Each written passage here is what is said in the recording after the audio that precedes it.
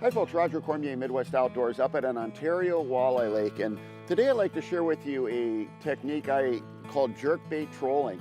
It's a technique that works really well on clear water lakes. The lake that we're on is super clear water, and it's a bright sunny day and pretty calm. And the walleyes aren't up on the shallows in the shoreline areas, the windy points, the shallow reefs right now. And it can be hard to catch numbers of fish on days like today because they do get into the deeper basin areas, the deeper break lines along the shore, and they kind of scatter along those. They don't necessarily cluster up. In today's segment, we're going to talk about finding walleyes in conditions like this in Canada and using this technique called jerkbait trolling, which can put a lot of nice fish in the boat for you. We've already been trolling here for about half an hour, put a couple real nice fish in the boat, and we're hoping to catch a few more here as we share the details of how to use this technique so that you can put more fish in the boat next time you go fishing Ontario Walleye Lake. Nice fish here. Big old walleye. Get in there. There we go. Cool technique I do, just going 1.5 miles an hour, fishing a jerkbait and just snapping it along, trolling along the shorelines. It's a great way to put some big walleyes in the boat. There you go. Making some segments about a great place to go fishing, Slippery Winds Wilderness Lodge. You can see here 29 feet of water, about 1.5 miles an hour I'm trolling, and we've got clouds of bait down here. These are probably ciscos.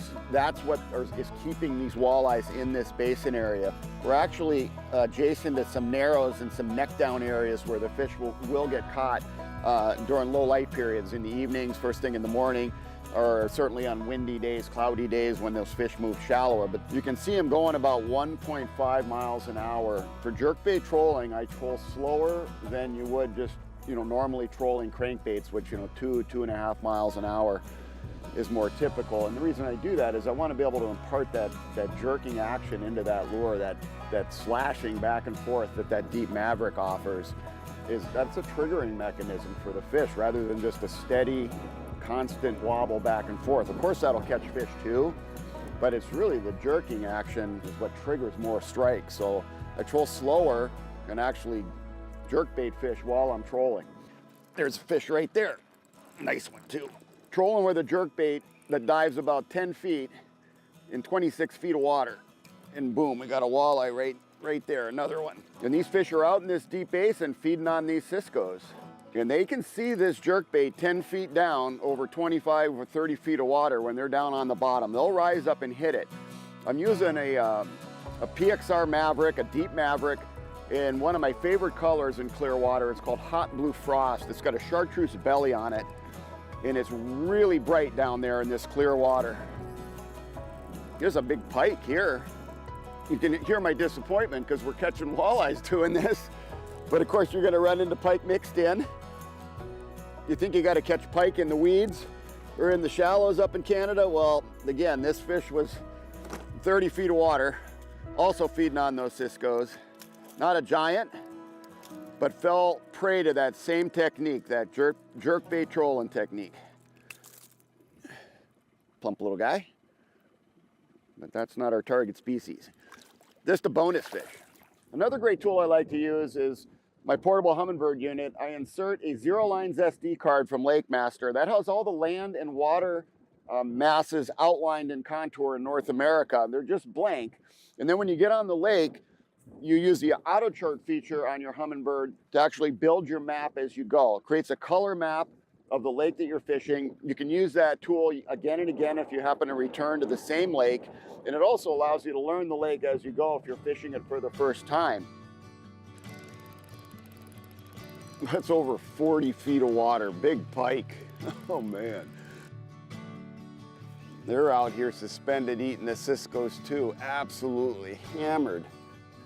That deep Maverick. Nice bonus fish when you come up fishing in Ontario in the slippery winds where we are. You can actually catch 6 different species: lake trout, muskie, largemouth and smallmouth bass, walleye, and then northerns. This is a big northern here. Real nice fish, wow. Oh, it's a muskie. It's a muskie. Jerk trolling muskies. Easy does it there, fella. Cool. This is suspended out in 40 feet of water. Just like we talked about, this 14-pound Suffolk's Advanced Fluorocarbon and 15-pound braid here and a medium power spinning rod, so I'll have to work this fish just for a second. Oh, he's got another muskie with him. That's cool, man. Not what I was expecting, trolling for walleyes. A couple muskies out here in the basin, very cool.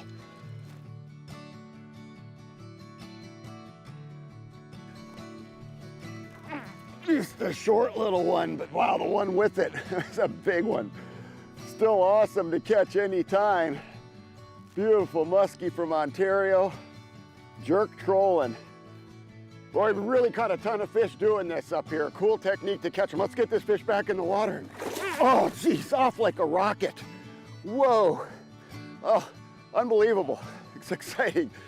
As we've shown you, jerk trolling can really put some nice fish in the boat. Try it next time you're out doing some fishing. It's a fun way to catch them.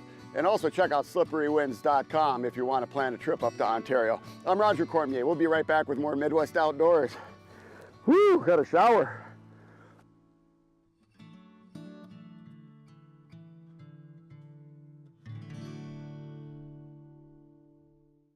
Hey everyone, thanks for watching. Make sure to hit that like button and subscribe for more Midwest Outdoors content.